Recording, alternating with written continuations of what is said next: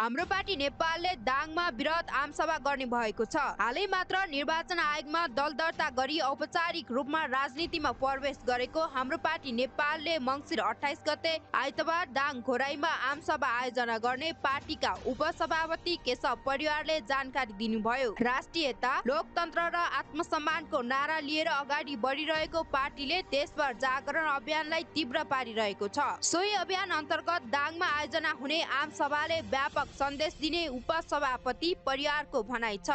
उहाँका अनुसार आगामी आमसभालाई सम्बोधन गर्न पार्टीका सभापति खगेन र सुनार विशेष रूपमा घोराई आउँदै हुनुहुन्छ। कार्यक्रममा दाङ जिल्लाका विभिन्न स्थानबाट हजारौं कार्यकर्ता, नेता तथा समर्थकहरू सहभागी हुने बताइएको छ। आमसभाले संगठन विस्तार, आगामी निर्वाचनको तयारी, राजनीतिक दिशा निर्देशन र जनस्तरको प्रत्यक्ष संवादलाई थप प्रभावकारी बनाउने अपेक्षा गरिएको उपसभापति परियारको भनाइ छ।